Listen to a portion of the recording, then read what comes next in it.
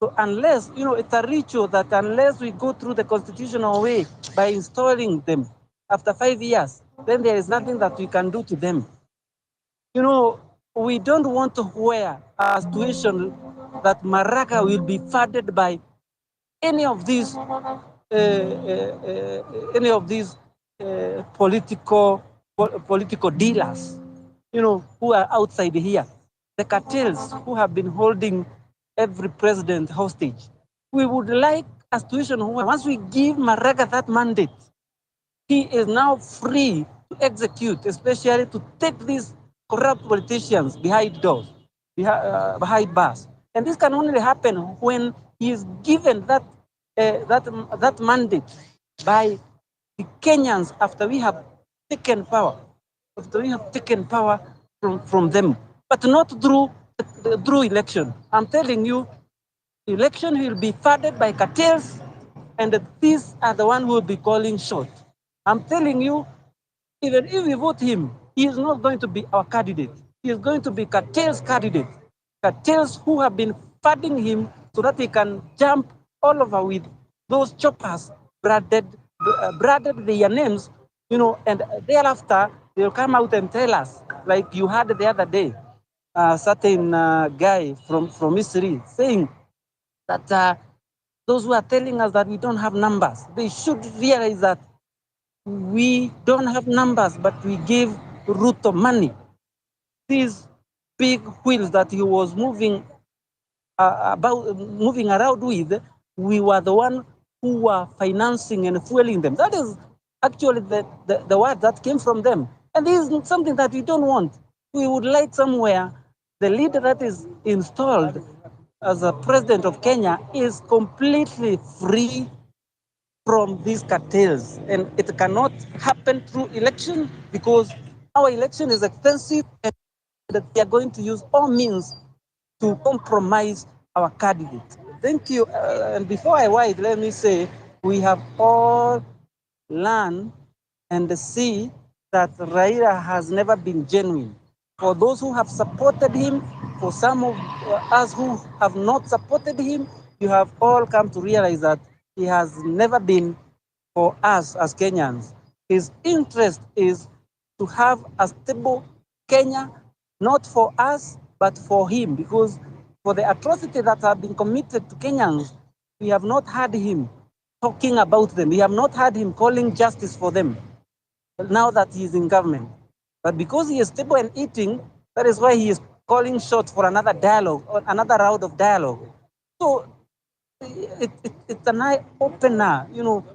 We as Kenyans should never go back there again to trust somebody to the latter. And I'm still calling people from Mount Kenya to not completely trust Gachagua, who is just moving around with the slogans.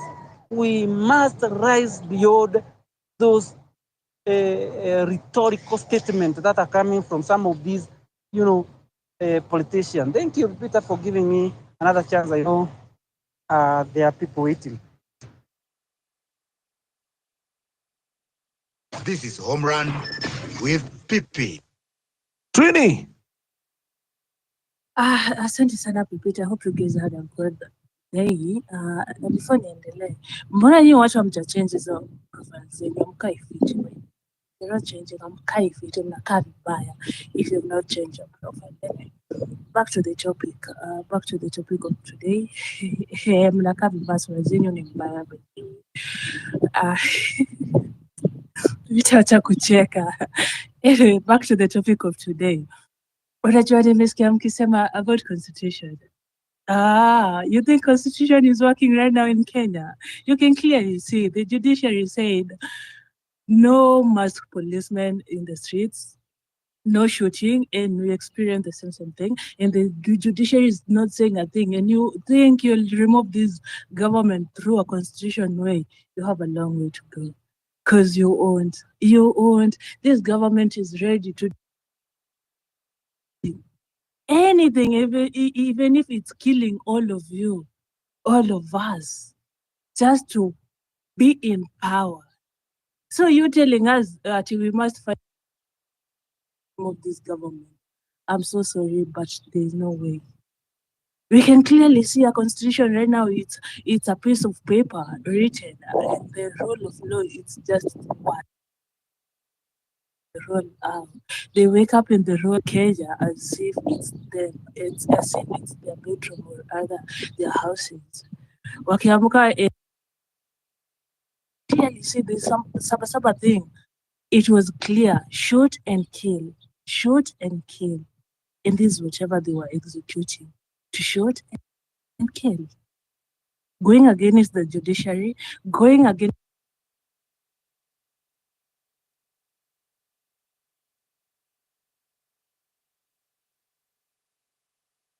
I don't know if it's me or Betty keeps on dropping in and out. Trini.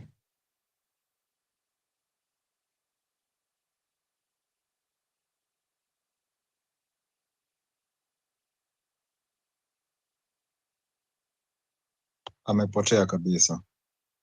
Oh, Nimejodi, sorry for that. Going against the constitution you guys are talking about, and then there's nothing. The thing they can come to us and address us. Unaona watu wenye walikuwa kwa streets, those are satans. Hao ni mashitani zimewaingililia. And I wonder how many people tumekuwa possessed sisi wote. All of a sudden you are possessed.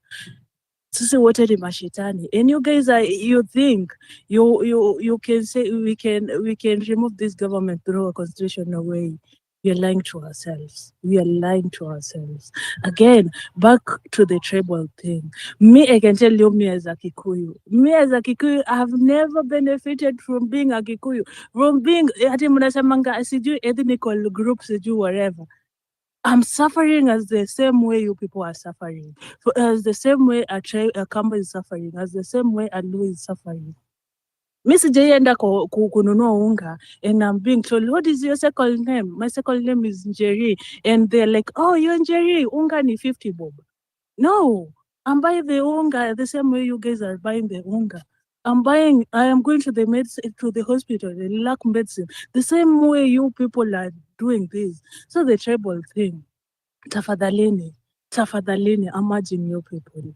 Let's not buy this narrative. We are all suffering. We are all Kenyans. We are all, and Kenya is our business. Mimi sijaisikia ati because you are a Kikuyu utapata dawa, and because you are Loi utapata dawa, and because you are Kamba utapata dawa. Tuna sufferingi sisi wote. When it comes to bad governance, it doesn't matter where you come from. We all are suffering. We are all being killed. And this ethnical thing of saying, oh, Gachagua funded this, oh, Raila funded this. Okay, is Raila and Gachagua above the law? If it's him who is funding the Mandamano thing, why aren't you suing this guy? Or is he above the law?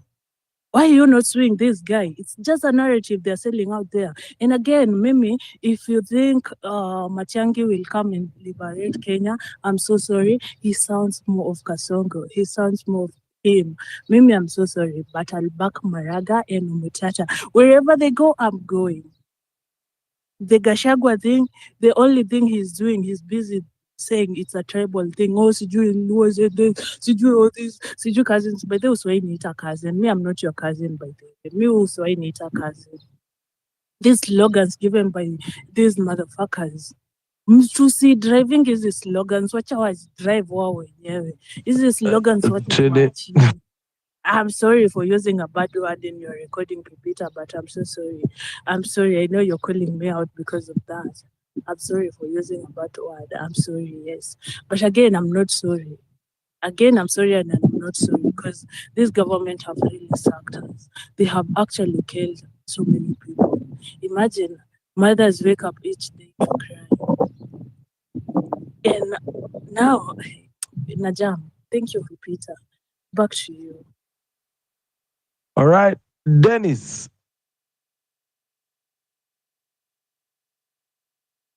Dennis, are you there? Yes. Let me just give a brief opinion because I had already spoken. On the issue of, I heard Al-Masai saying he wants a total change. What we have observed is that the leaders, we normally vote the leaders. We vote a crook and we expect him to be to rule like a pastor once he sees power. We vote a murderer, you expect him to come and sympathize with you once he ascends to power. So a good character, whether bad character or a bad character or good character, cannot change once a person has reached a certain age. If you are born to be a criminal, because there was those old theories of criminals, of criminology, that the criminal mind is found. A person who has a criminal mind is born with it. So I tend to believe maybe it can justify the the history of Kenyan politicians, where we normally vote them and expect them to change once they get to power. The history of David Baraga, we all know his history. We have never had him kill anybody. We have never had him mete out injustices on anybody.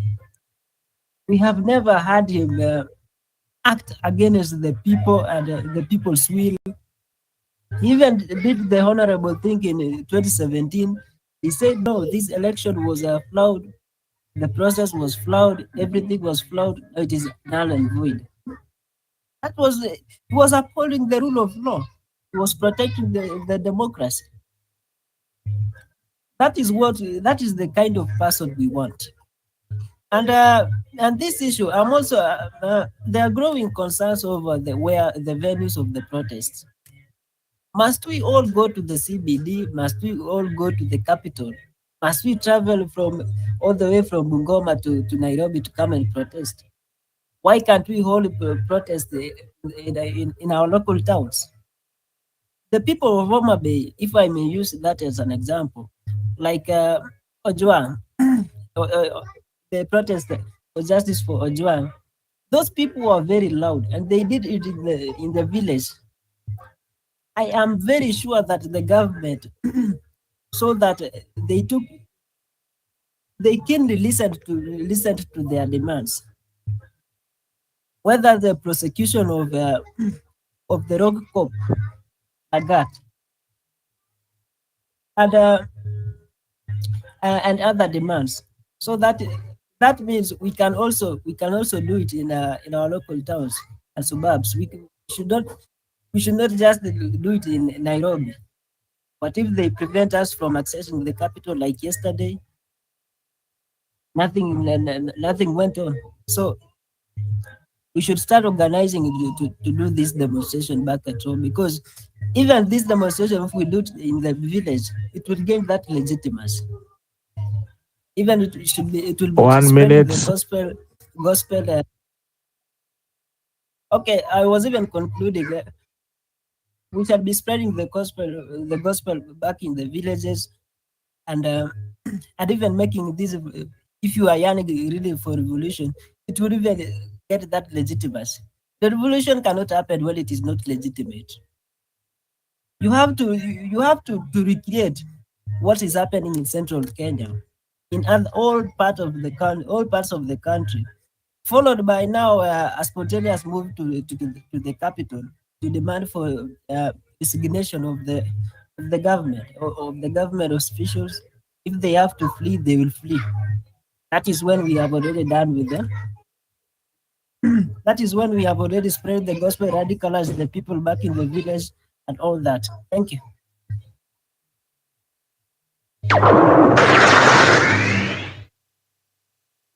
Five, 4, 3, 2, 1, 0. Welcome to Home Run with Pipi.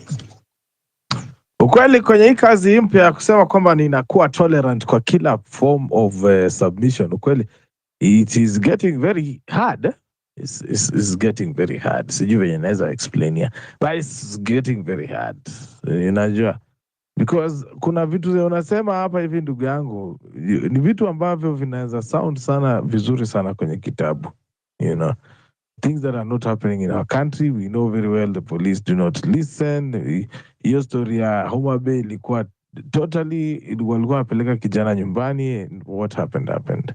Lakini kwa vile unajua saa zingine wanasema watu wamelipwa, saa zingine you don't have to be paid to support your oppressor. Sometimes it's just that your oppressor pushes you into the corner that you think that is the only way out. So think about that. Anyway, pale hivi juu kwenye mchango wetu tunaenda vibaya sana. Tuko na shilingi 700 peke yake. Ingia pale hivi juu kwenye nambari ya M-Pesa 0721948229 and drop your support for the show.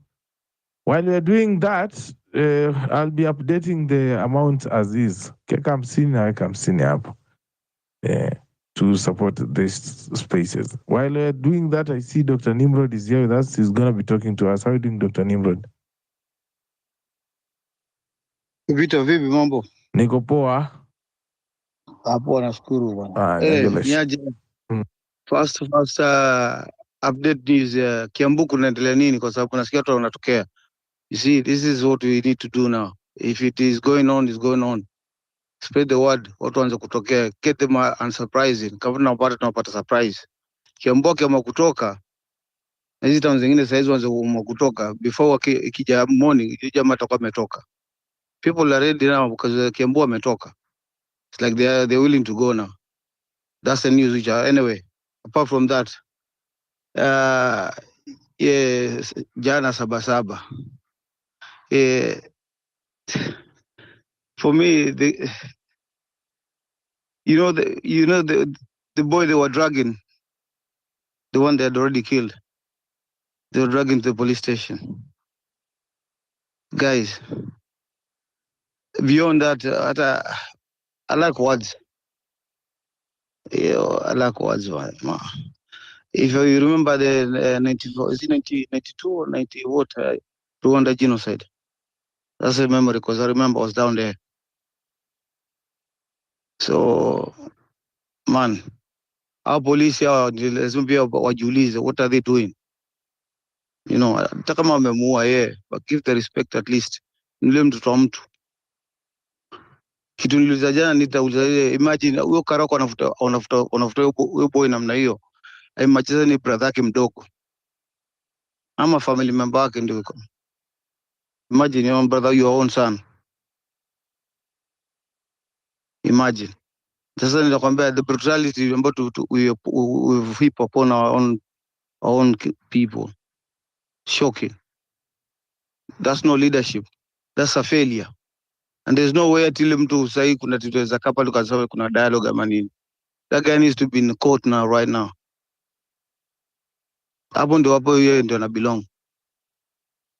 You can't run a country like that, man. Not in this day and age. We're way past that. History of Kabila, I don't know even why people are making it an issue. The issue is good governance, period. Wasituambie story ingine.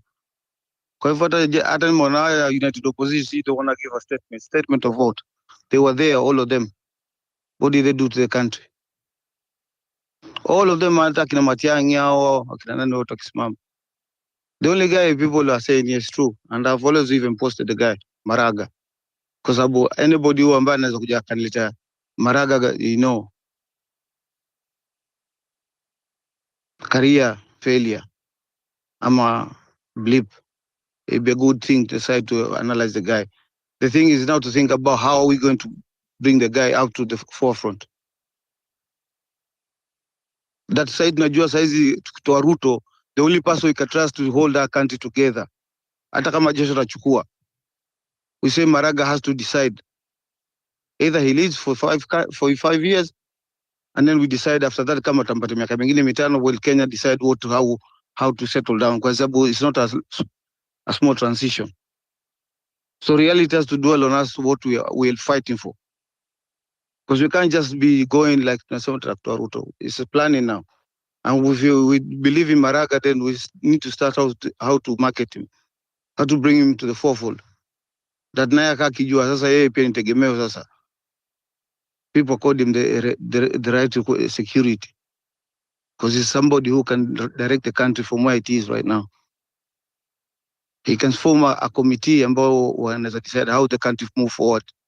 That's a key part of our struggle right now. So don't forget that. With that said, Papita man, yo, there's no hakuna kulegeza kamba all through mpaka tumalize tuhakikishe tumechange nchi mazee. We're still fighting and we're still coming back to join you guys. So stay strong. Alafu nitatipin. All in all, thanks for the space and we're still together. All right, asante Dr. Nimrod for your support, and of course, we'll update the tip once it reflects on this side. Red hand. Yes, I see there is another speaker who wanted to speak, Brighter. Let me just let him speak and then I can talk after. All right. Mr. David, how are you doing? Mr. David? Brighter. Hello. How are you doing? I'm doing very well. Thank you for this chance. Karibu. Okay, my input today is let us rise against this government, this tyrant government. One thing that I'm not happy about is concerning the wounds. Yesterday we saw what happened. Mali iliporwa, manyumba zikavunjwa, watu wakapigwa. That's not right at all. Let us. I must feel that the wounds. They are not protesters,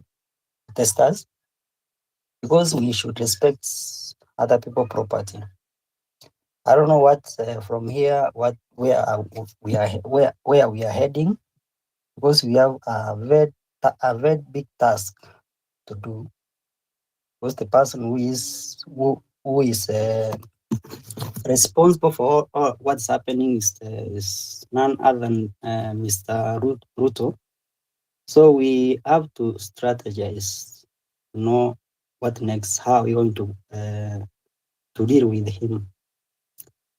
So mimi sina mengi kwa sahi. I'm just new. Thank you for giving me this chance to say something. Mr. Pipita, sina mengi ya kusema kwa sahi. Thank you. Okay. Karibu sana Mr. David, and also I hope utapotea kwenye kipindi. Naona Miss Dolphin. How are you doing, Dolphin?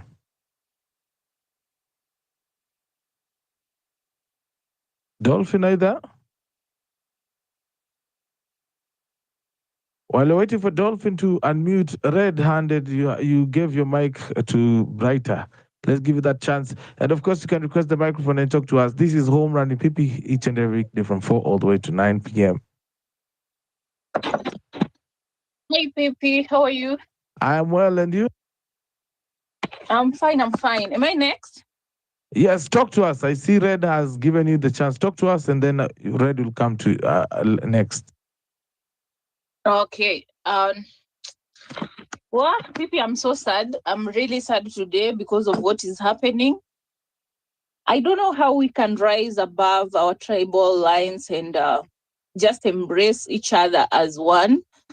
It is so disturbing that most, especially Luos, my community, that's where we come from. It is so sad that they are trying. There's a section of Luos, not all of them, but there is quite a number that are actually trying to distance themselves from whatever is happening across the country. They say that it's not their war. There's a term that they use that it's really disgusting. And if you could see even the people who have been killed, not only these guys are, the victims are not from one tribe. They are from different tribes. Even when we are going for the Mandamano, actually whatever is ailing the country, those are not being treated in a special way. That is one. So I wonder what bitterness. I don't know. I don't know what happened in the past. Even if it happened in the past, why would we carry it to 2025? Because honestly, this is 2025. And if we want to live in the past with whatever happened there in the past with our fathers, I don't think if we are heading the right direction. So according to me, I'd like to urge everyone, and actually, especially the Luos, the saved Luos, we call them saved because they feel maybe they are in the government, or maybe some of them are benefiting directly from the government, or some of them are so much rooted to the people who are working with the government, so they feel like each and every hardship that Kenyans are going through, they are not facing it directly. But let me tell you, PP, it is so sad that even the little girl, Bridget, from Kiambu, was shot from their comfort zone. What does that tell you? It's automatically that no one is safe. We are not safe from whether we are at home, we stay at home. They tell us to stay at home. Still, they'll come for us there. Why would the police even shoot on the residential places? And they know kids live there. We have grannies there, grandpas. We have even maybe the sick. Even whatever happened in Kitengela, honestly, like where are we headed? And again, we are back here complaining and laying strategies on how to counterattack again. Guys, I will keep repeating this again and again. Once we decide to come out, I had a previous speaker saying that we are supposed to demonstrate from where we're coming from. Yes, we should. But again, you should understand that Nairobi is a capital city, and most of the things are happening around in the city. Like what we did, what happened, it was a success. In as much as people didn't access the CBD, there was nothing. Economically, it was paralyzed completely. I think if we can rise and come up with a 1 week straight maandamano, hakuna kurudi nyumbani, hakuna kuwapatia breathing space. Guys, I'm telling you, the heat will be too much, and Ruto will have to listen to us because things are actually getting out of hand. And when he see himself winning with these people, we will not have it. We will really go through a lot in the coming future. Even 2027, this guy is preparing to go back. And even right now, I know he's thumb chesting. Anajua is winning. Finance bill ilipita. No one is talking about it. People are still being killed. No one is talking about it. People are being abducted left, right, center from their homes. The Angui case is still there. No one is actually pushing about it. Now Bridget is dead, a 12-year-old who was just watching television from their home, and Kenyans are still seated back. Guys, what do you want us to do? Can I get 10 people like me? We face this guy. Can I get even 20 people? Guys, we face these people and tell them whatever they are doing to Kenyans is wrong. Someone, I saw the guys who were killed yesterday. Imagine this person, ata ana rungu, ana anything, no weapon. Mtu amebeba flag, maji na chupa na nini, maji na simu. And then mnawaua, jameni. Where are we headed? And for how long will we keep on being killed? For how long? And who is next? Watakuwa safe nyumbani. If a police can just shoot aimlessly, are they not trained? Me, I'm so sad, and I'm so ready to get out, even to die for this country. And to my fellow Kikuyus who are here, I'm so sorry for what is happening from my community. It's a sad day because whatever is happening, okay, whatever happened. You guys voted for Ruto, yes. Because maybe you thought you would do better because he's younger than Raila. There is no mistake that you guys did. You just exercised your duties as a Kenyan. These are a democratic republic, a democratic country. There is no wrong that you guys did. The guy amekuwa too much. Even as who didn't want to vote for him, we are not spared. Guys, we are not spared. And the pain you guys are going through, we are also going through it. But some few people, 20% of a certain community cannot put you down, guys. It is time to rise up. You will stand up with few Luos and other communities who are feeling the heat, and this guy will go home by 8 a.m. If we can't wait to 2027, can we draw a strategy and execute? We stop talking here every now and then, but there's nothing better that we are doing. Yesterday we said we are coming out today. No one. Kiambu ndio naona imeerupt saa ina imeerupt juu ya huo mtoi mwenye aliuawa. Can we guys get out and see what we can do? Me, I'm ready for anything as long as I know where it pinch. My payslip naangalianga nalia. When I go to the hospital, there was a time I was stuck with my child, and when I look at my account, serikali inachukua pesa yangu, but they cannot deliver the services I want. Just at wananiambia because Raila broad-based what? And I suffer with my kids, yet I work my ass off from 7 a.m. to 4 p.m. every day. What are these people telling us, honestly? Guys, me, I'm so mad. I'm really mad, and I'm so sad. And RIP to this little girl and for the comrades who died yesterday. They didn't deserve it. And I just pray, if God really lives, kama Mungu anatuona venye tunateseka hii nchi, I really pray that one day Ruto and his kids to pay, plus those people who are siding with him. Honestly, people are going through tough times. Graduates are out here. Hakuna kazi.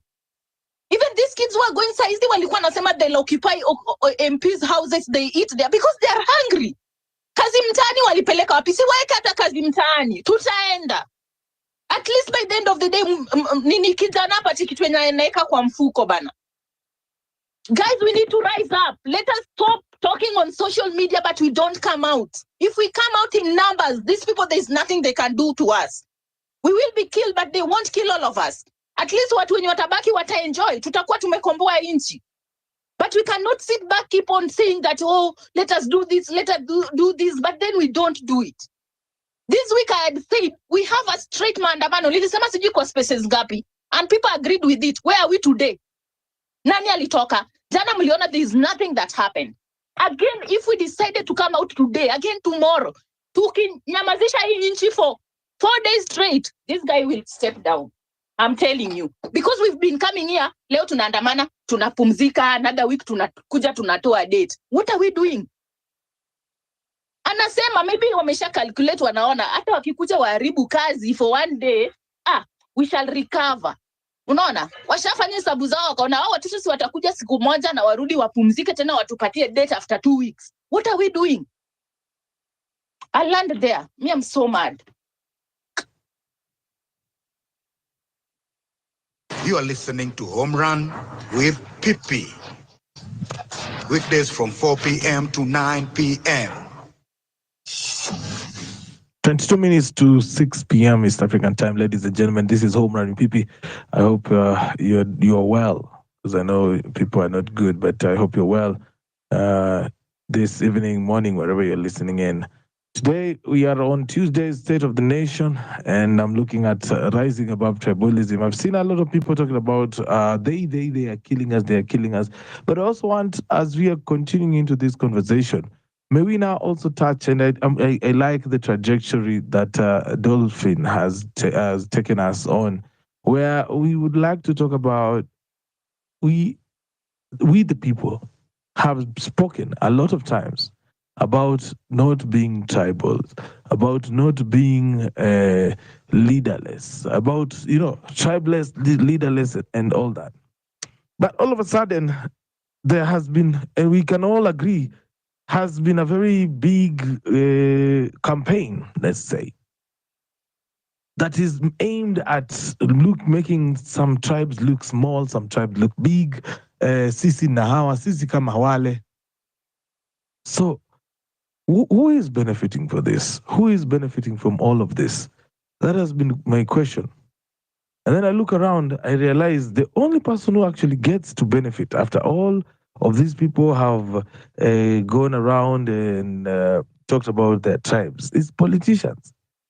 Because as I speak right now, Home Run is going to be 2 years old. We have received support from various tribes all over the country, all over the world.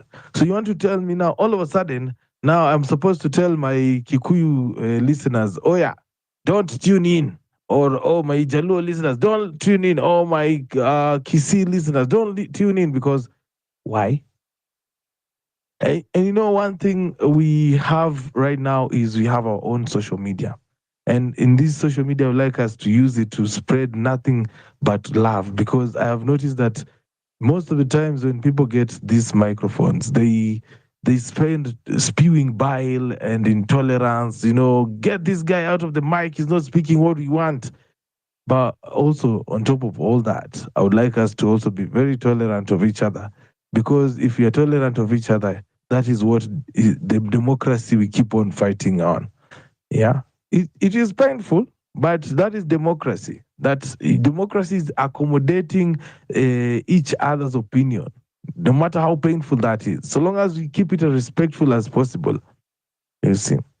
But you find that sometimes there are people who actually, when you talk about accommodating a varying opinion, I'm not talking about you come here and say, Kenyans, you need to respect police. What?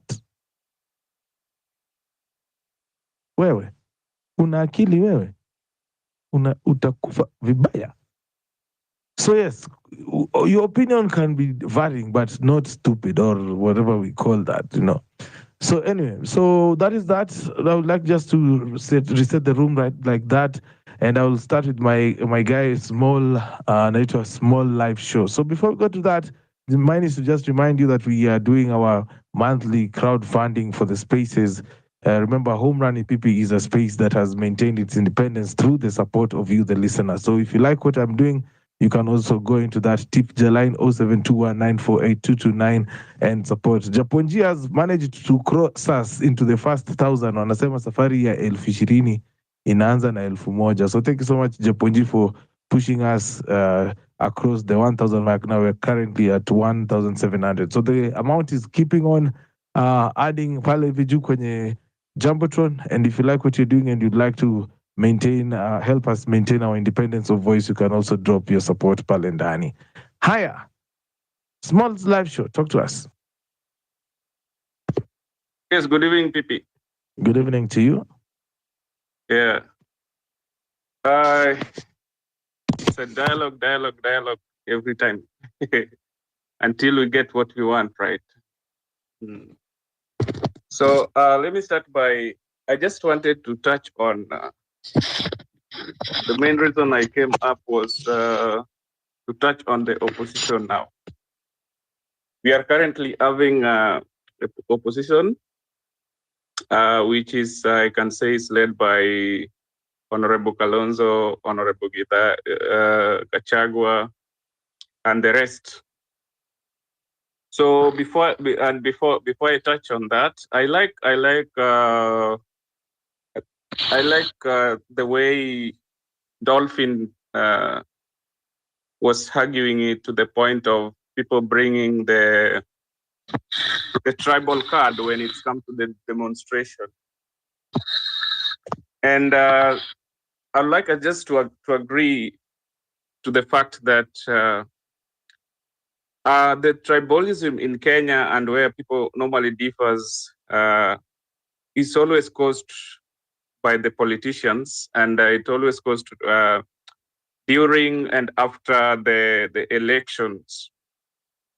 And to reflect back and condemning those who wants to bring the tribalism into this demonstration, I just want to refresh our minds on the genesis of this tribalism. Why some people are trying to bring the tribal card on it. If we can all remember, for those who are in Kenya and those who are maybe were in Kenya and they left, whenever there's a demonstration, when Raila was Raila, and this is not to say that I'm supporting this tribalism thing. I just want us to reflect back and see some of the points which were placed when the ODM and the previous opposition were going on the street. So for me, the genesis of bringing the tribal on this current demonstration is that when the other team, the ODM and the rest, majority were Luos who were demonstrating, they were called different kind of names, of which some were saying that Luos like to go on the street because they love poverty. Luos are just people who doesn't like development, and they just like to destroy things. So when you reflect back on that and bring it back to the current demonstration, which is viewed as the majority are our brothers and sisters from the central, all the Kikuyu, you find that the Luos also trying to feel that this is their time to battle back in a way that they were called names when they were trying to fight for the good governance or something good by then. And so they see that, okay, now you are doing it.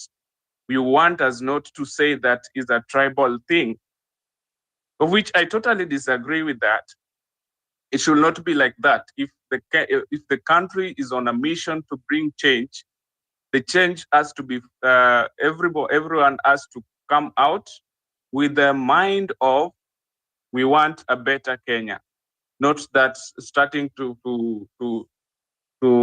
bring trying to find complaints and mistakes on other people. So for me, that is the genesis, and that is where this tribal card is coming from. Because from the tweeters, you will find other people are saying that why now that when this kind of this community is saying that this thing is for a specific community, and people try to sympathize with them, and when they were the others were being called names, and people were just okay.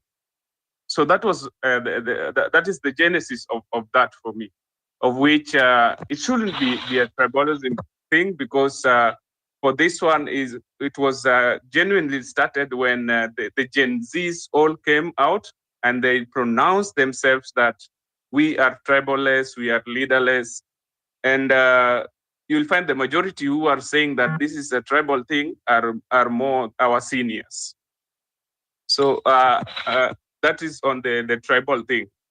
So another thing I have is on our current opposition leaders who are yesterday when the Right Honorable Raila Amolo Odinga suggested that people should have the how did he call it, international dialogue conclave, something like that. And I saw majority of the opposition leaders are having hard time to buy that with that statement. So I find myself questioning, I'm wondering why they are too quick to critique the fact of a dialogue, and for them they have not suggested any way or any reason apart from people going to demonstrations on how people can get the solutions that the Gen Zs are talking about. So for them, it's just waiting for other somebody from the government to speak and for them to criticize. But you are criticizing without any solution. Or are they waiting for people to die more so that they can start tabling their solutions?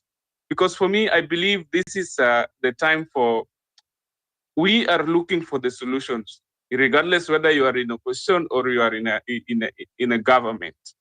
So anybody with a valid or a point feeling that, oh, my point can make a difference to this young generation, they should come out with their points and table them.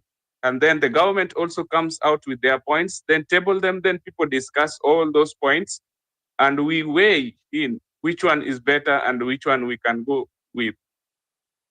When I joined, I think Dr. Nimrod was speaking, and I like the fact that he suggested that if as the young people, when you identify like a potential candidate, let us not just speak about, okay, we want Maraga. Okay, we want Maraga. And what are we doing about we want Maraga? And I like the fact that he suggested that we should form like a groups of championing and marketing Maraga. Everywhere you go on these Twitters, you just see the Maraga we want, Maraga we want. Not that we are just saying that we want Maraga and we are not supporting him. The other day, I was so annoyed when I saw some people trying to weigh the kind of leadership that Maraga can bring in terms of charisma. The same Gen Z are saying that Maraga is not charismatic because we are so used to the people who will become like the orators, people like Ruto, who came with a sweet mouth, sweet tongue, and when they speak, we feel like somebody, like a priest is preaching to us. But if you find somebody who is cool like Maraga or somebody else, but they have a good points, they don't shout, but action speaks for them louder than words, the Gen Zs feel like there's no charisma there. Are we looking for the charismatic, or we are looking for somebody who can save the country? So those are my concerns. Thank you, Pipi. I see kina Dolphin wameinua mkono juu. I think they have something to say, but before that, can you hear maybe Kenneth Milania? How are you doing, Kenneth? Ameenda. Ambassador of Truth, Kamondo. Kamondo, are you there? I'm here. Talk to us. Hello, good evening, ladies and gentlemen. Good evening I hope to you. Was good, and we thank God for everything. One, I have 2 points to weigh in, and I'll start with the issue of a national, is it called a national conclave, something like that. One, I want to disagree with the previous speaker who is married, something to do with marriage. He has said that the oppositions are not giving a solution, and they are waiting for someone in government to say something, then they come and say whatever. One, in this country, we are not new to dialogues. We have done several dialogues. We had previously we had something we referred to as NADICO reports, which came from dialogue. I think opposition members and the government members were selected and formed a committee, and they weighed some things, and which resulted to wastage of public money. Before that NADICO, we had another report, which was BBI, and the very same thing, it wasted taxpayers' money and bring nothing. When it comes to Mr. Raila Odinga, whom I respect, I hold him with a lot of respect. I'm sorry to say, but I'll have to say this. At this time, he's an opportunist. You cannot come out telling us about that you are supporting us, you are supporting the Gen Z, yet you are dining with Mr. Ruto. If he is true to the spirit of supporting Gen Z, let him break from this regime. Let him break from this regime. You cannot say that you are supporting young people. You are supporting the cause the young people are fighting. Yet at the evening, you are sitting with Mr. Ruto. You are giving him the so-called experts, and we don't know which place are they, which positions are they expert in, because someone like Joho, we don't know he's in expert in which place. We don't know. Something like maybe John Buddy, he's a CS, maybe that one we can say, because he's an accountant, he's a CPA, that one we can give a credit. Somehow we can give a credit. But the rights of Oparanya, the rights of the other gentleman, Wandai, I don't know, they are expert in what, I don't know. The other thing, in this country, we have to be sincere with ourselves. We have to be sincere with ourselves. The uprising, it is for all people. Leave alone the Gen Z, leave alone that. It is for all people. If we need good governance, what the young people are calling, they are calling for a good governance. A country whereby education is working for all of us. A country whereby a health system is working for all of us.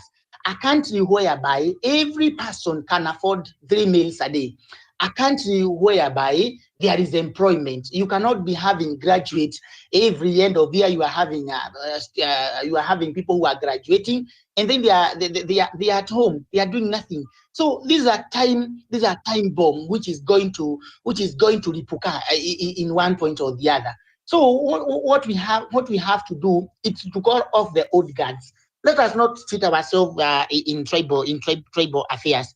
This uprising, it's not for Kikuyus. This thing is for all of us.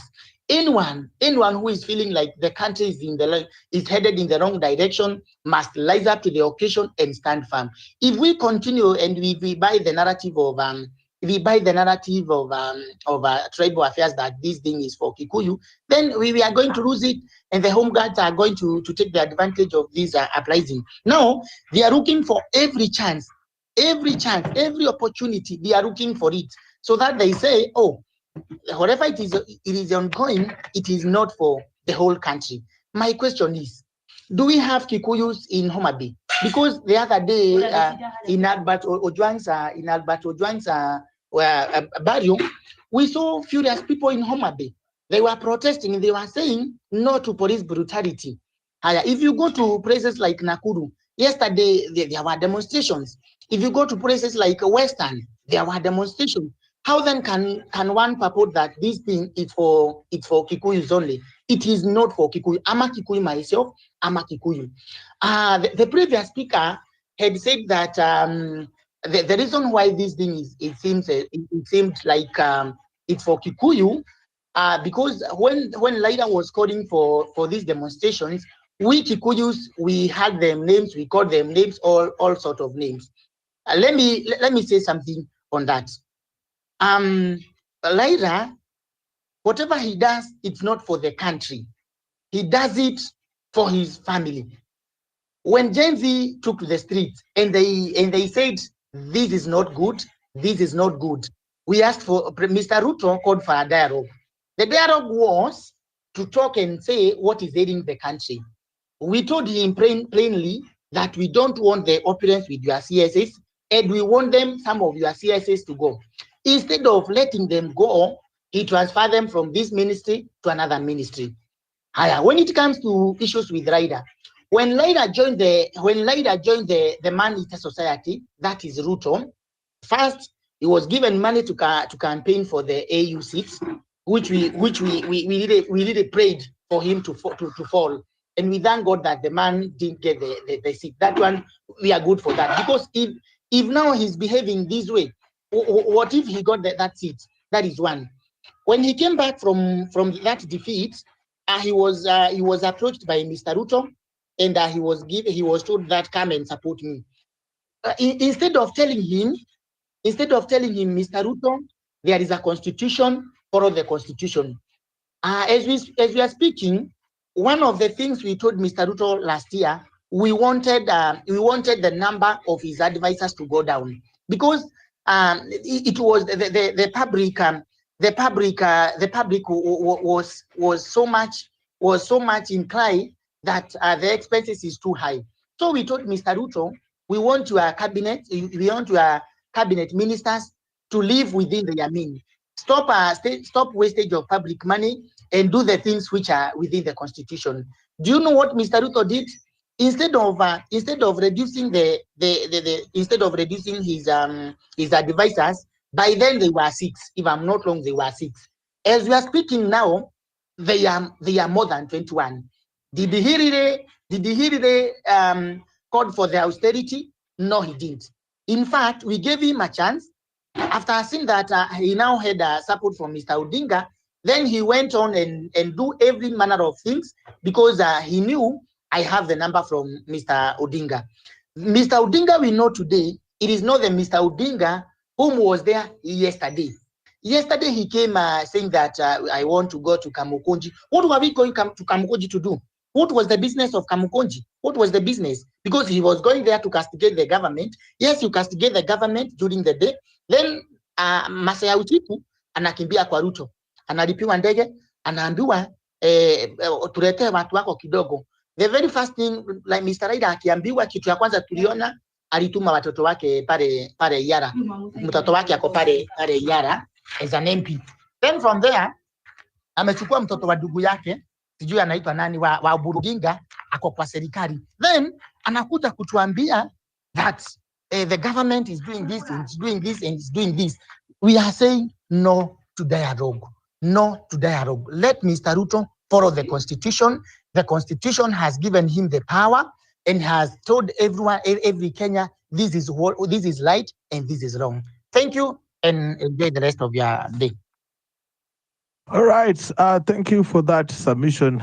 And I'm glad we got to get you to talk to us, Bwana Kamondo. Ladies and gentlemen, you're listening to Home Run with Pipi. It's exactly 1 minute past 6 p.m. East African time. You're listening to us. Sapa, tuniweke kitu inaitwa jingle.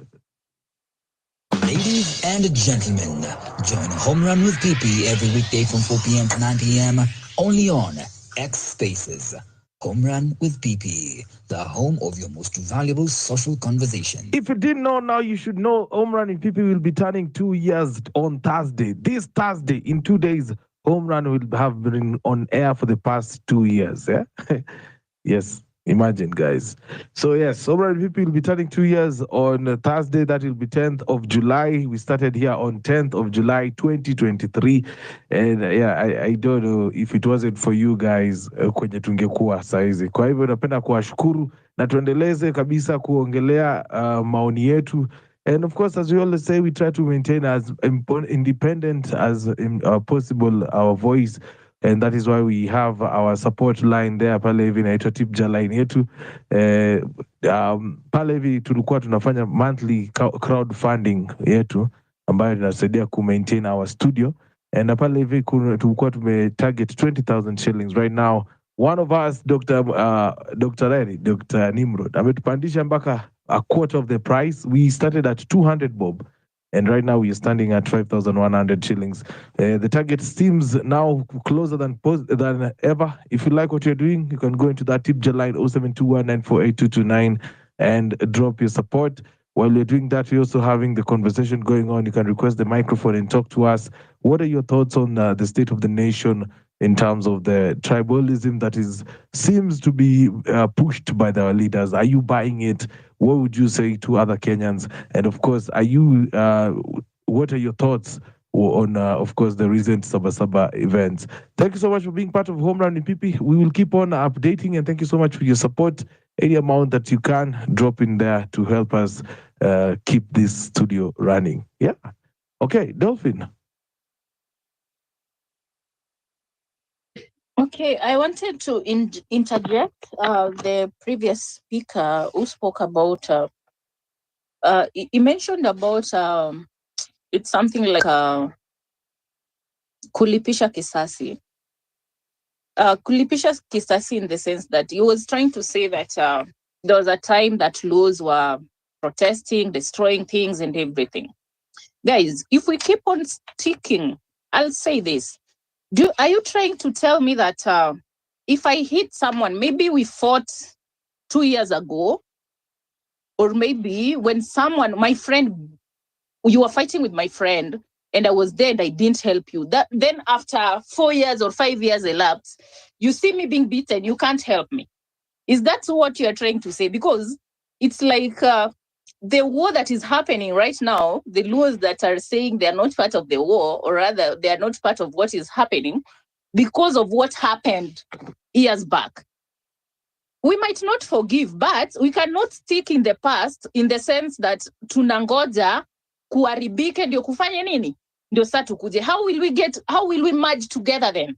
Are we waiting for Kikuyus to go through tough times? And in the middle of all this, it's not only Kikuyus who are being killed. It is not only Kikuyus who are treated badly. Each and every Kenyan is facing tough economical times. And that is why these kids are saying they are tribeless and they are leaderless, because they're trying to remove that narrative of I'm a Luo, I know so and so, you know. But if we keep on going back to the past, for how long will we stick to that? And again, remember, generations keep on changing. Like, for instance, I am a millennial. Gen Zs are here, and they'll soon be millennials and will be old. I don't know which generation from millennial as we speak. then the Gen Alpha will rise to Gen Z. Are you trying to tell me by the time our kids will get to that stage, we will still be in this mess? Or what are you guys trying to say? We are trying to clean the rotten past that has been there to merge ourselves together as a country and forge forward in good deeds. We are not here to stick in the past, to do whatever Kikuyus did to Luos in 1920s or in 1980s. Or what are we guys doing? If that's the case, I'm telling you, it's not gonna be easy. Because right now there are Luos in mountain who are doing some things in the mountain. There are Kikuyus who are also in Nyanza doing their thing there. Are you trying to tell me now the times enye inakuja huku mbele akutakalika? Na ndio watu wenye they are the backbone of the economy. They are our brothers. Tunapata waru kutoka huko, Wakikuyu wanampata samaki kutoka Nyanza. Guys, why do we want to live in a mess and yet we are seeing where the problem is, but we decide to hold, but we've decided to get stuck into the tribalism thing. For how long will we stick here? And I know very soon, we continue like this, the coming generation will pick it from there. And it will trickle down to our kids and to our grandkids. Mimi siko na nyinyi na tribalism. We have to sweep this thing under the carpet and move forward as one. Pipita, you are my brother. I don't care which region you are coming from. Because you never know, even where I work, people from other tribes wamenisaidia. I do businesses with people from different tribes. But why do we allow the politicians to separate us, guys? Lazima tumalize hii kitu sai na ni sai. Hata ifiki 2027 kama tumeholdiana grudge ya tribalism. These guys have to go home and we clean the swamp and start afresh. What is so hard? What is it that they did? Okay, Luos who are here, Kikuyus have been killed. Wameuawa. Is that not enough? Wangapi bado mnataka wauawe ndio msikie dhuri? Me, I'm so pissed off. Guys, let us reason like adults.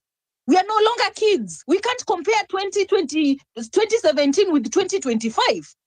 These are woke generation.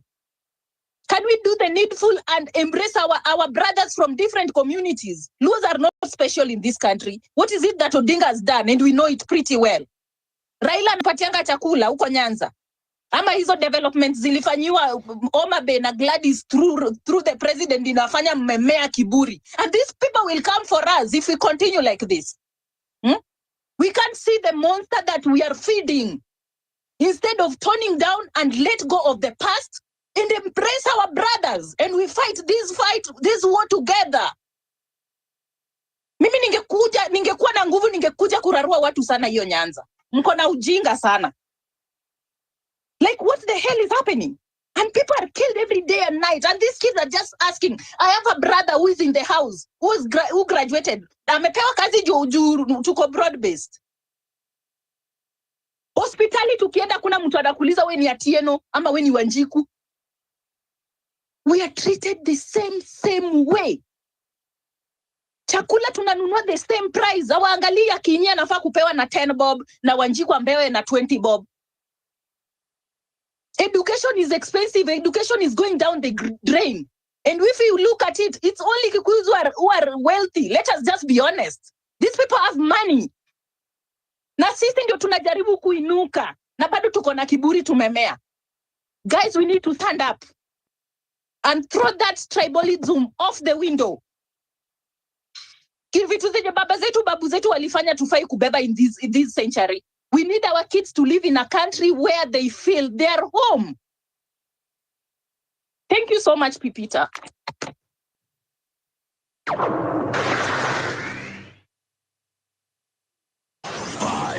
4, 3, 2, 1, 0.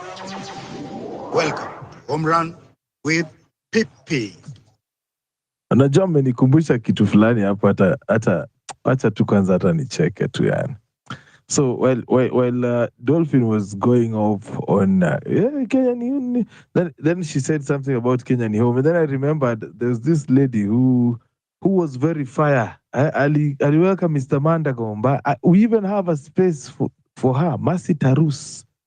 Tutaweza space medical Mercy Tarus. Ah! Ah! Kumbe mtu umemtengenezea space hapa, kumbe unamtengenezea content aende ng'ambo. Mimi hata passport yangu ijatoka. Ni wewe nakupigia space hapa eti venye umepeleka Mandago to task. Kumbe wewe unatafuta pesa yako. Kidogo kidogo msichana kashaenda ng'ambo. Tafadhali kama uko hapa hivi kwa space, unajaribu kukua mkali ndio ulipwe ama uambiwe kuna hii ticket ya kwenda ng'ambo. Sema tu mapema PP, kuja kwa DM niambia PP, I'm trying to get this visa thing. I know ni kugumu kwote. So don't be like Mercy Tarus so that I can come here, niwatete. You're making my credibility look bad. Kumbe hata mimi sikujua, kumbe ndo plan Mercy Tarus. So yes, I wanted to point that, and still Kenya ni home. Ladies and gentlemen, thank you so much for being here. Oh, remember, you can support Home Run PP by going into that Tipja line 0721948229 and help us go to that target of ours for crowdfunding. And of course, pale viju pia kuna our newest video, that is wale ambao wanapenda mambo ya YouTube. Tuko pale YouTube HRWP, and we have a new video today. Released. Tulikuwa tunaongea na the founder of Tajiri Wangu. For those who don't know Tajiri Wangu is a merchandise, is a merchandising and a branding brand that deals in t-shirts that have been customized to fit a quote that ends with your name, and of course they customize with your handle. Wanaitwa Tajiri Wangu. You can follow me on X as well at Tajiri Wangu. I sat down with the CEO himself, founder Alf Otieno, who tried to make me understand his life story. Quite insightful, very talented, a videographer as well. So it was one nice podcast. You can go and check it out pale kwenye YouTube yetu ya HRWP. So kama uja subscribe kwa HRWP, unaweza sema oh sina tip, lakini HRWP subscription is 100% free. So kindly go into that YouTube channel. It takes less than 30 seconds to subscribe. It takes less than a minute to tip the show. Let us continue the conversation. I'm going to go to Red Handed and then Western Shilaho. It's been a minute. Red. Yes. I wanted to, for those who are new, I was a speaker before, so I'm just supporting some and rebutting some. I want to support what Dolphin has said, which is important, and to give a little history, that this inheritance of tribalism haijaanza na sisi. Like there was a previous speaker who was saying what happened to Luos and people were just watching. I just want to tell you these things are inherited. If you read your history, you will find during colonial times, after we got independence, the Kikuyus of the time were saying, oh, the Luos did not support us, so we won't support them. Then Moi came in and took a few Luo leaders, and then the Luos that time said the Kikuyus did not support us after independence, so we won't support them. Then Kibaki came in, the Kikuyu started saying, oh, the Luos did not support us, we won't support them. Then now Raila comes in with Uhuru in 2017. Then, of course, the cycle continues, and now we're back here. Someone saying the Kikuyus did not support us, we won't support them. And let me tell you something, if you continue like that, what's going to happen is in 2032 or 2037 or wherever, now the Kikuyus themselves now will say, hata sisi tukifanya mambo na Ruto hawakuta support. And then 2070, these ones now want to revenge, and so on and so forth. So tafadhali, do not allow yourself to fall through that, because you will just push that to your children, and your children will push them to the grandchildren, and so on and so forth. That was number one. Number two, I want to say that based on this Occupy State House issue that we were talking about earlier, that people need to realize that even if 10 million people stand outside State House or go to State House, the only thing Ruto will stand up there and say, is Kenya has a population of 50 million. I only see 10 million here. So 30 million people support me. 10 million people don't support me. I'm the majority. If you go with 20, he will say, oh, we are 50 million. You're 20 million. 30 million are not here. So 30 million support me. In other words, what I'm trying to say is integrity. What does integrity mean? It means that your moral standing remains even based on different conditions. Like, for example, for me, even if I lost my job and my side hustle and Kenya became a banana republic, I'm not going to start stealing in supermarkets to feed my family. I'm not going to do that. Even if I have no single cent in my pocket, na leo nalala njaa na kesho nalala njaa, sitachukua kisu and I go rob someone in the street. That is for those people who are saying that because the Constitution, Ruto is not following the Constitution, why should we follow the Constitution? We should follow the Constitution because it is the Constitution we are fighting for. We're not fighting for Kenyans. We're fighting for the Constitution. Why?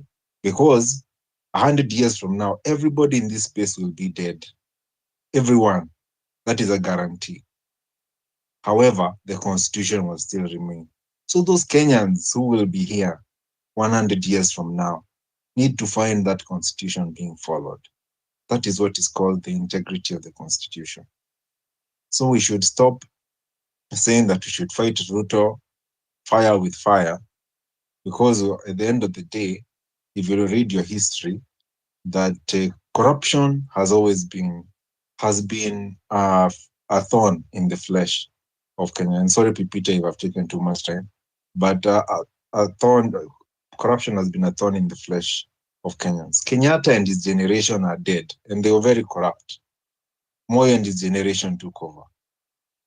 Moi and his generation are now dead. Moi Kibaki and his Gen X took over. That generation was also corrupt. Nani, Uhuru came with his generation, and they stole and looted. Ruto as well. And so on. In other words, what I'm trying to say is that corruption, you cannot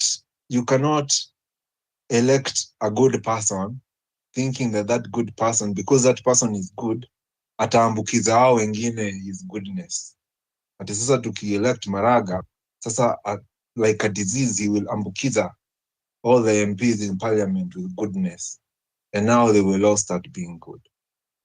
The change starts in parliament. And lastly, if Kenyans really want to remove Ruto from power, they should realize that the executive gets its power from the votes in parliament. All these demonstrations that we are seeing in every constituency would be worth it if people knew that to recall your MP, you only need a petition signed by 30% or a third of the registered voters in that constituency. Therefore, if you look, you see that your constituency, there is a UDA MP. Siku ya maandamano, tokea na petition. Ende upate signatures kama 30.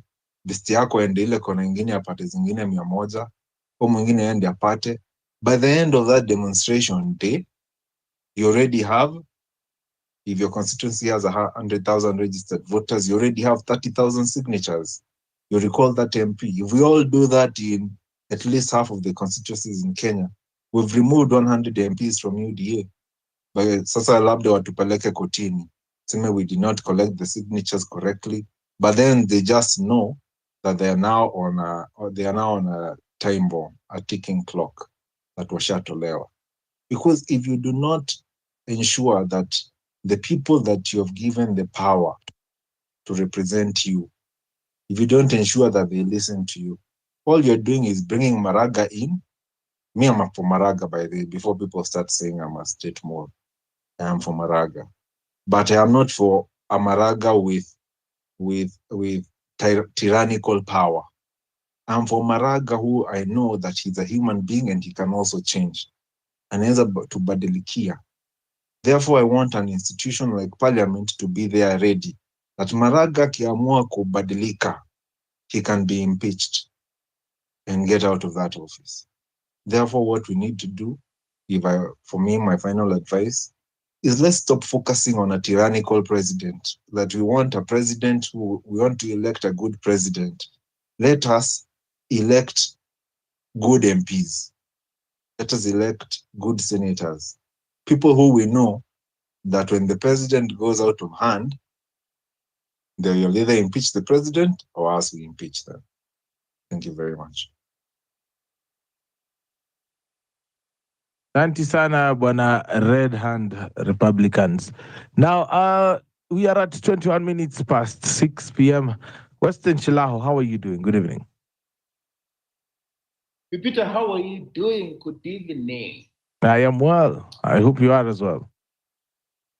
Keeping well, keeping well. Peter, I've listened to the previous submissions.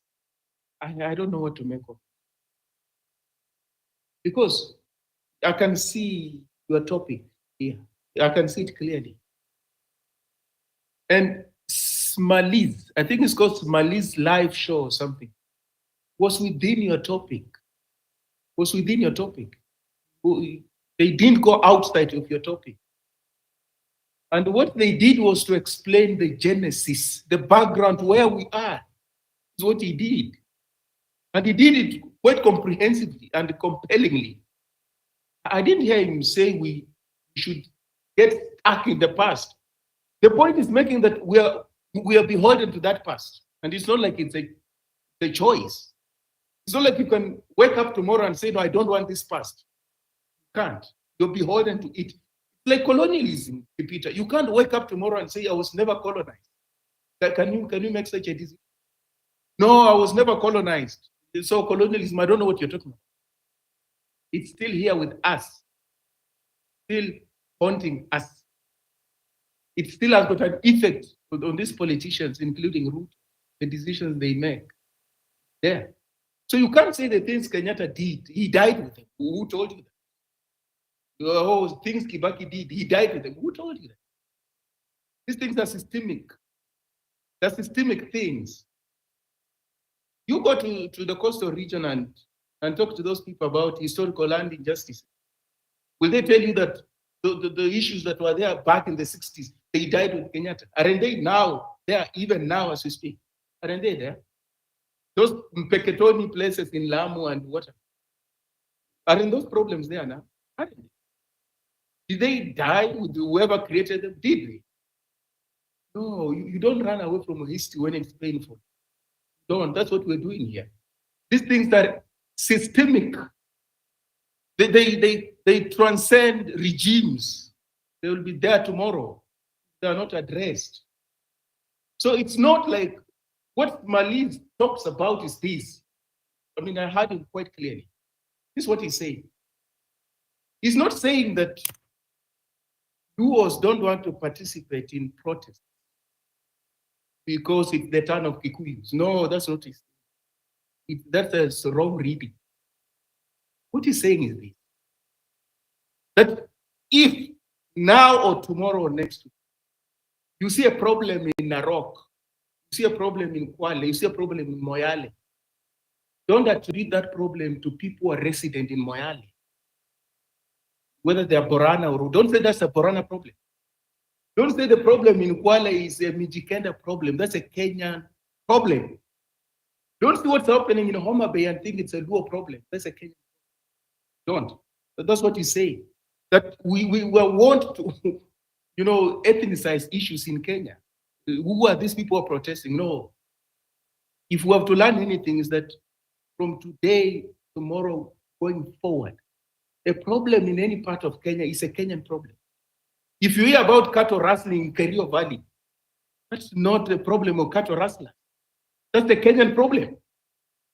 The people in Kerio Valley deserve peace. They deserve to go to school. Their children should go to school. They deserve hospitals. Don't say, who are these people who are carrying guns? No. Why do we have such a problem in this country? So he's not ethnicizing this thing. He's giving us the background. How we are want to, compartmentalize problems in Kenya. So he's saying there was a problem before, when people protested before and they were stigmatized. That's what he's saying, which is factually correct. And Peter, protests and struggles are always about conviction. So the more you ask why people in Homa Bay or Kisumu are not on the street, the more you make your cause tribal if you don't get it. The more you ask, well, why are those people in Migori or Kisii or why are they not on the street? The more you ask that question, the more your cause entrenches in tribalism. It should be about conviction. So just look at it as that person in Migori is not convicted, not persuaded by your cause. But that does not make your cause any less. It doesn't. Because even in war, it's all able-bodied people who go to war traditionally. You know, able-bodied. Not everybody, not women, not children. Able-bodied people go to war. If you're sick, you don't go to war. If you're old, you don't go to war. If you don't go to war. If you're not persuaded by what people are fighting for, you don't go to war. And that's why in some countries, you are conscripted. Because not everybody will want to go. I don't want to go. So what do? They just conscript you. So it's not everybody else's thing. So don't look around and say, who is with me in the fight? No. It may only be that you're conscious. The other person is not yet conscious. But they may realize that consciousness at some point. They may realize it. But when you try to look at the identities of people with whom you're fighting, now your cause is tribal and it's narrow. It's narrow. So that question of asking who is on the street and who's not on the street, but the more we ask that question, the more we convince people who are casting aspersions that whether really the cause is genuine and is pan-Kenyan, as in cuts across Kenya. So you can actually shoot yourself in the foot in the way in which you define what you're doing. And how you characterize whoever is not with you, the trenches, as it were. You speak a called ambassador. I mean, you have to ask ambassador, I think he has left. When ambassador talks about Odinga's people in government, why does he conveniently leave out Uhuru Kenyatta's people in the same government? Why? Because at the time this government was embattled, yes, there were people from ODM who are called experts. Well, that's political language. I don't know why we fought over that language. That's political language. Raila can call these people experts, but I mean, that is he's the one who knows what he defines by expertise. So it's not something that has been done, like assessed, and there's a committee of people who have assessed, are this really the expert? No, it's political language. So don't mind about what he calls them. But Uhuru Kenyatta's people also joined the government around the same time, Pipita. Didn't they? Lee Kinyanjui, Mutai Kagwe, I don't know who. These people joined the government, didn't they? So why do we concentrate on people who came into government, courtesy of Raila Odinga? Do you see when people say some of these concerns are tribal? Why?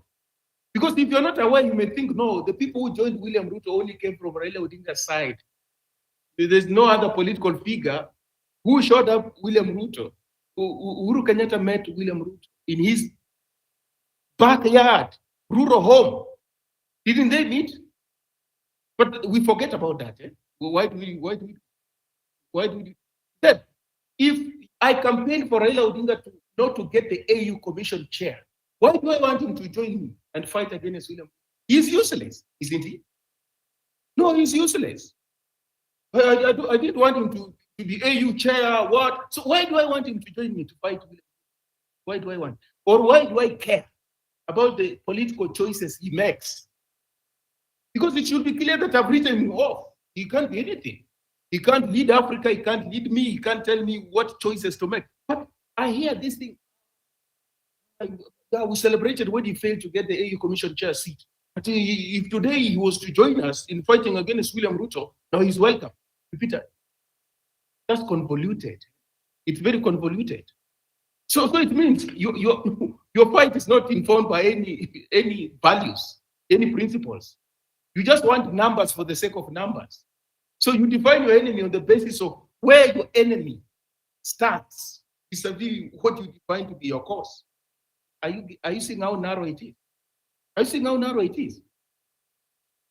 Oh, Peter, we cannot move this country forward when we speak like that. The past, it's not like when you put this topic here, you're telling Kenyans to get stuck in the past.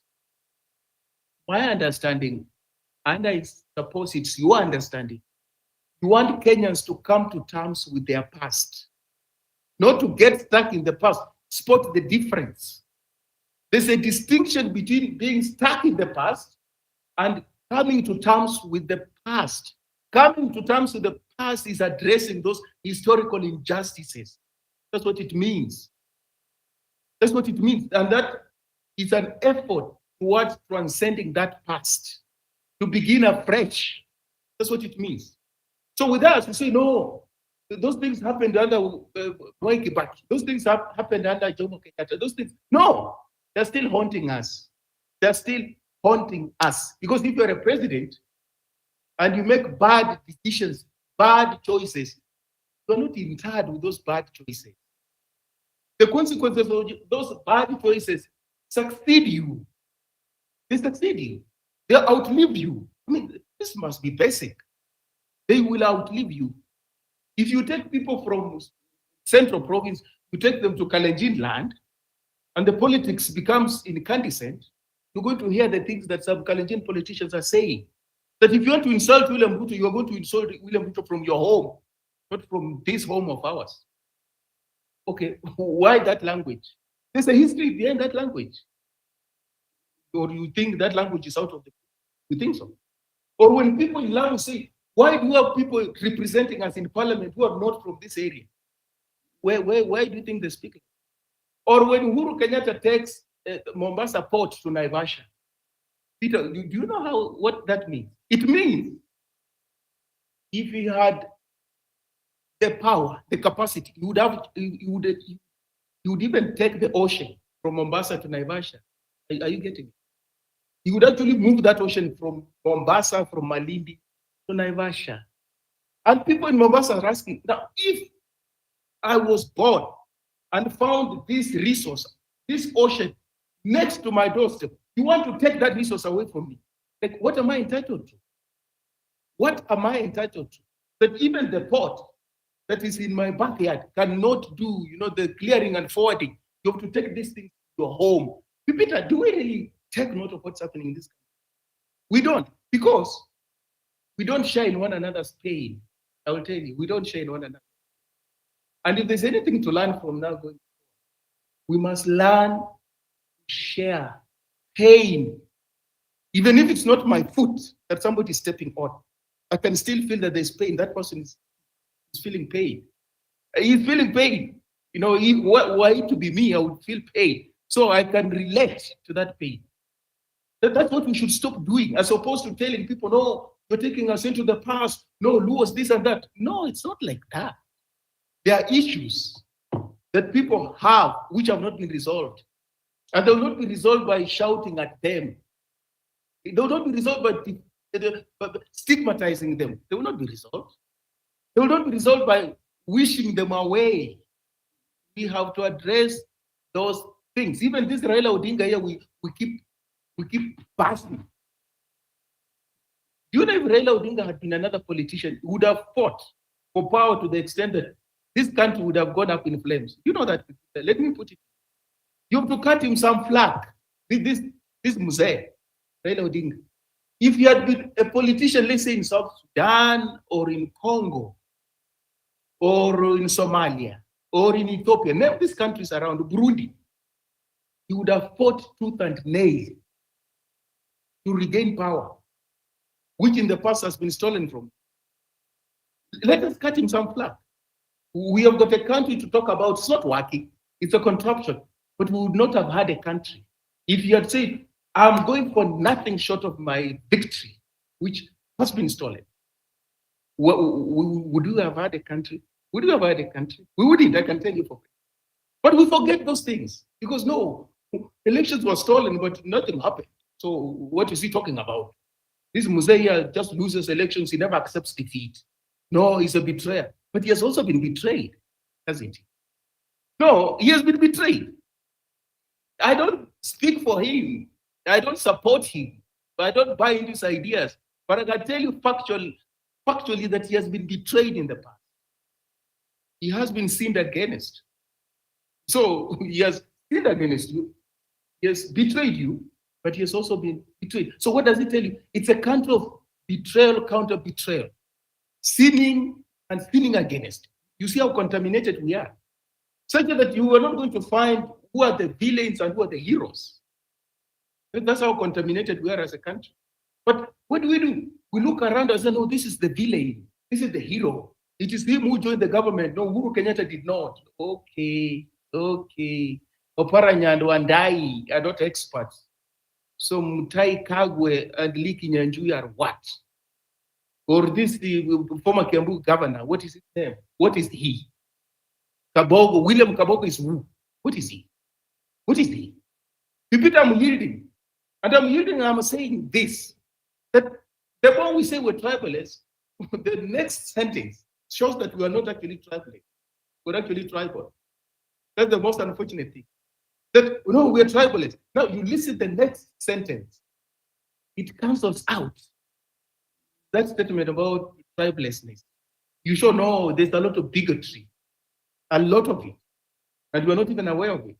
So, as I keep on saying, let's interrogate ourselves. Yesterday, or was it Sabasaba? We're supposed to commemorate Sabasaba. If we had moved, it was supposed to be a commemoration. What do? We just, go and lay wreath to honor the lives of people who paid the price on that material day, 30 or so years ago. Instead, the bells tolled again yesterday. More lives were lost. What does it tell you? We haven't moved. That Sabasaba in the 90s is not in history. It's here with us in 2025. It's here with us. Some of us are not looking at it like that. We say, no, we moved. Those things were Moi died. No, those things were Kenyatta things, Kenyatta died. No, things were Kibaki died. Uhuru Kenyatta is no longer president. The things he did, no, they are not here. Let's focus on this government. Peter, it's myopic, short-sighted. It's not going to take us anywhere. A comprehensive reading, analysis of our problems is what will take us forward. But this compartmentalization of our problems will ensure that we get stuck in this past. And God forbid that we reach a point whereby the cliff can no longer tolerate. We have just to tip over the cliff. God forbid. Because you reach a point where even as a society, you have exhausted God's mercy and patience. You have exhausted. So you are on your own. You're just rolling on your own, and you are rolling towards a steep cliff. God forbid that we reach there. But the way we're thinking, I'm not even so sure that. Peter, I yield. Those are the things I wanted to make. Thank you so much.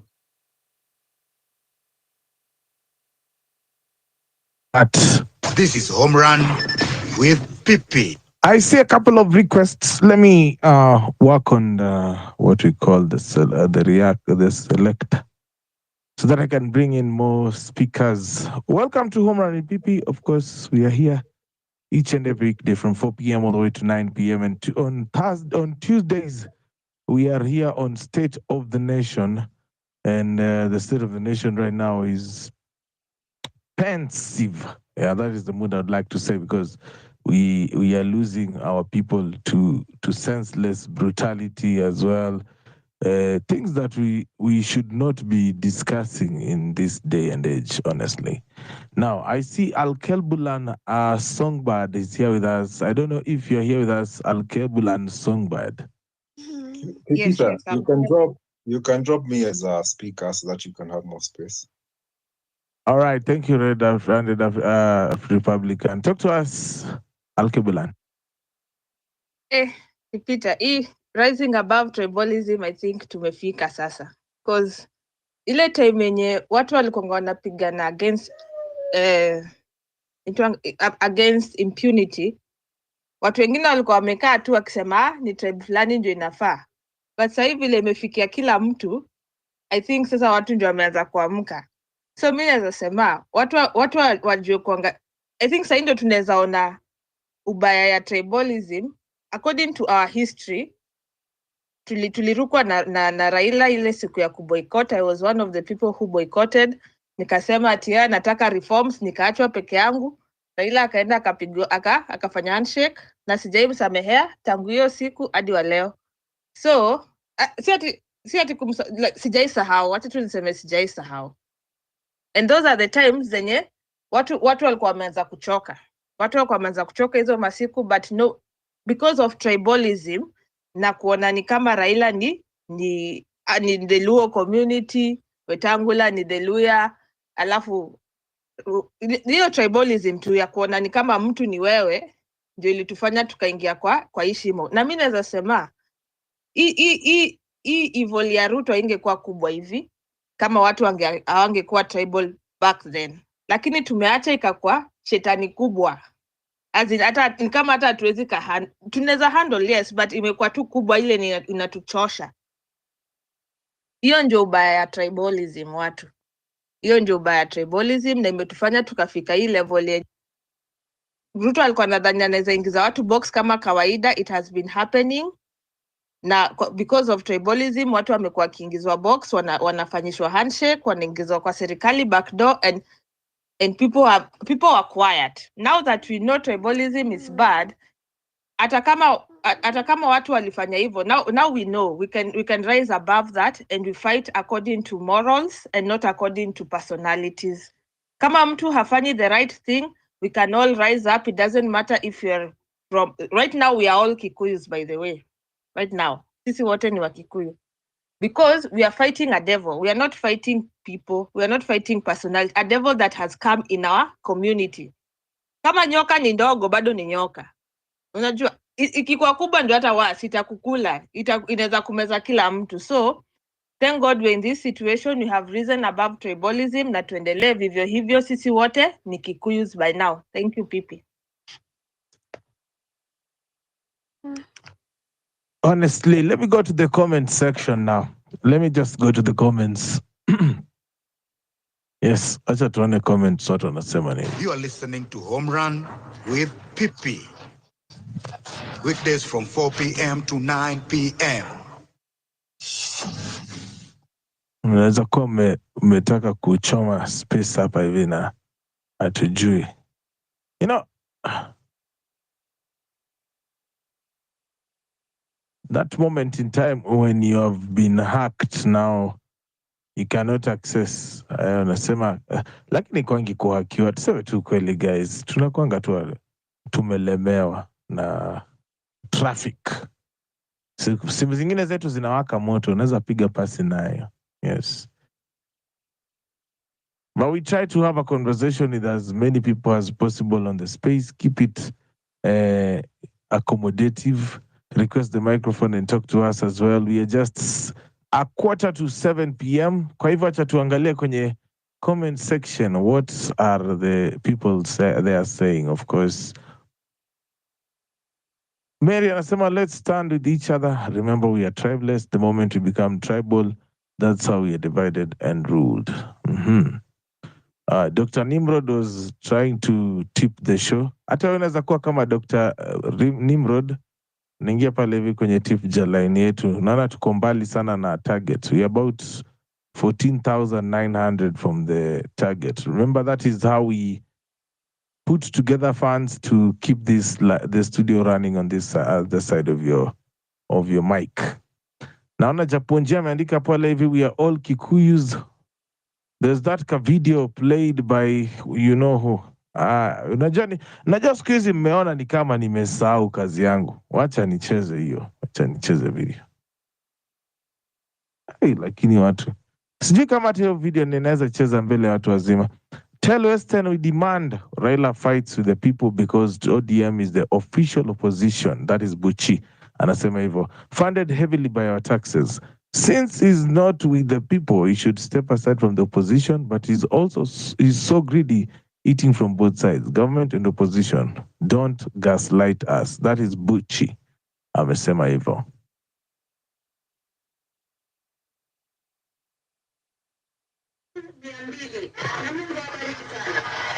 Just a minute.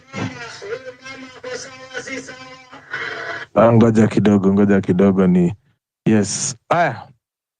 Dennis Kiria asema we don't need dialogue to negotiate our rights. We already did and enshrined them in the constitution. Quite a point. We already did have dialogue somewhere. Sindio? Tuliongea kuhusu haya mambo wadau. We agreed that we want a better country, and that's why we.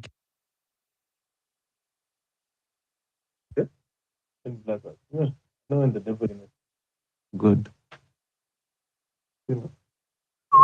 Kenya Power. No. Okay. So that is understandable. I hope nasikika. Confirm that you can still hear me, Alkebulan. Hi. I can hear you. I can hear you. Hi. Sawa. Ni tumepata blackouts. Kenya Power wewe. Yaani unatulia hivi kidogo, Kenya Power imekufanyia mambo. Now we are 6:45. I will be back here at 7 p.m. to give an update pale video tunaendelea aje. But right now let me see my guy Ebucheki. What do you have to say to us? Niajeni? Kupoa? I have to stima zimepotea man. So nilikuwa tu notes kidogo. First of all, kuna mtu ameongea before me anaitwa Western Silaho, amesema mambo nyingi sana. Let me start by Uhuru's people. Uhuru's people are there. They are in government. Tunaona. It's a big table. Kila mtu anataka share yake. So if you know your leader, your elected representative, I'll stand with call them out. Wajue wako side gani, watuambie wako side ya hii revolution ama wako side yao watu wanakula. What else do I want to say? Nataka kusema Gen Zs are instrumental because they aren't held back by history ama reminiscence. The same person, Western Silaho, ameongea about former presidents, venye vitu ziufanywa. The main agenda of a revolution ni kuchange the notion. Unfortunately sitaongea sana because bundles zangu ni kama zime expire. I hope bado mnanisikia. I've dropped something hapo kwa comments. I've been writing. Yesterday inspired me to write a lot. So I've been writing today. Unfortunately, I've gone broke. So hopefully mnanisikia.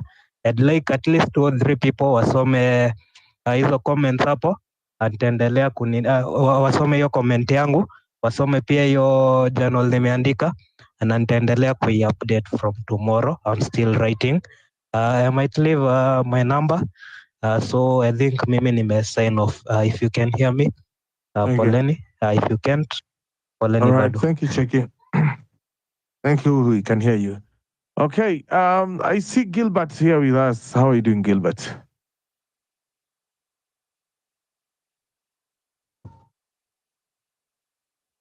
Gilbert.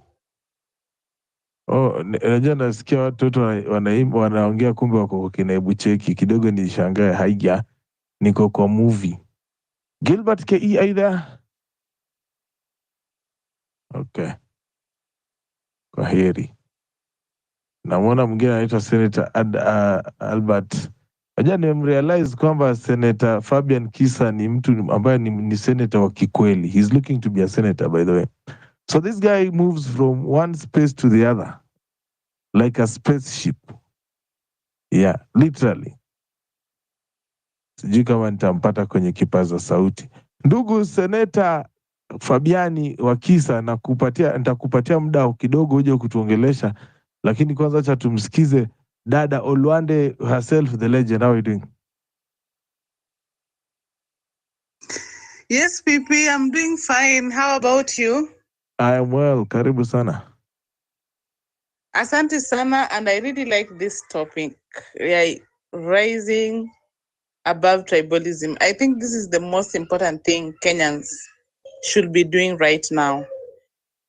Because Kenyans have been in a cocoon where they believe that a certain tribe hates another tribe. But looking at things sincerely, these are agendas driven by our politicians. That is for a fact. It is the politicians that push this agenda.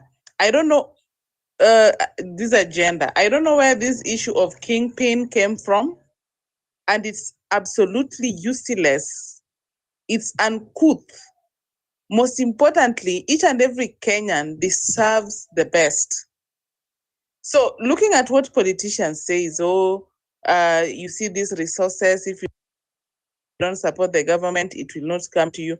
And surprisingly, I saw what happened in Kisumu on Sabasaba Day, where I think politicians tried by every means to manage demonstrations in Kisumu, and they came up with some funny placards.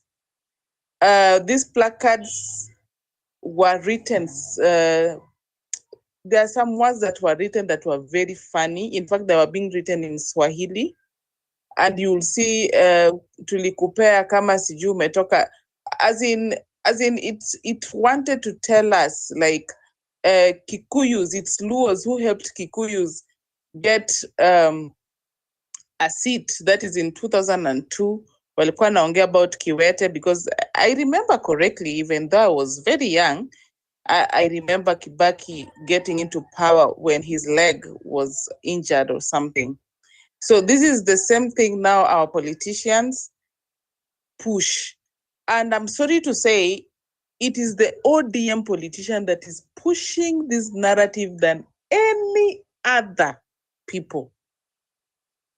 For a fact, and it's something I have seen, it is the ODM MPs and few of UDAs, people like Oscar Sudi and Murkomen. They are all trying to drive these things to be a political agenda. But we want to say this categorically. We are fighting for accountability. And we've told this government, what we want to see is tell us how much we have as debt, how much have been paid so far. In this debt, how have you used it to develop this country? I think these are accountabilities that are easy to explain. So if you see like politicians calling for dialogue with such issues, then it means that as a country, we really have to do a lot. As a country, we are going nowhere with such kind of leaders. And that's what I'm saying. We are all Kikuyus. Now that they are saying Kikuyus are the ones going to the streets, we want to tell them boldly that then we as Kenyans, we are all Kikuyus.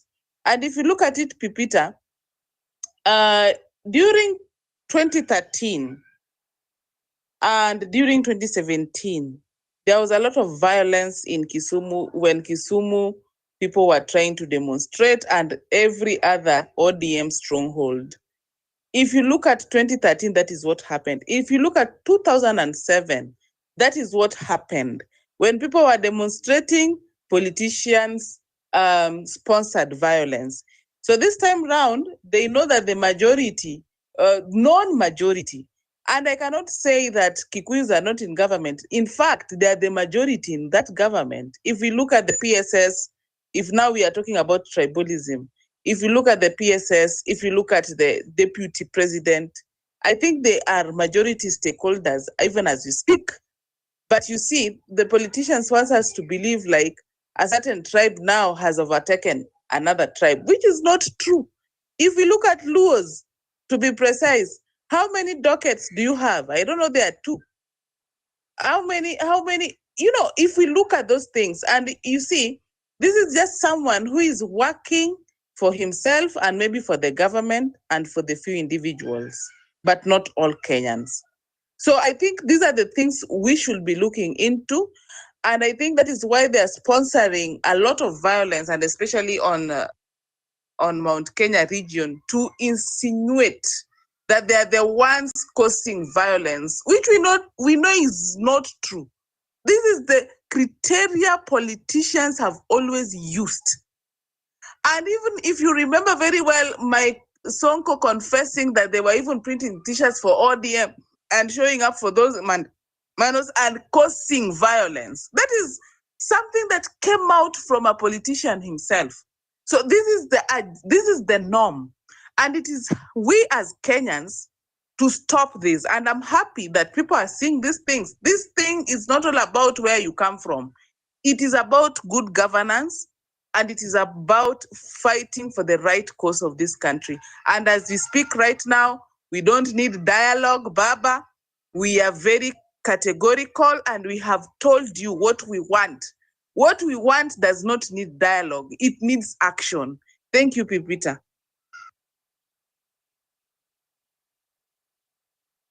Okay,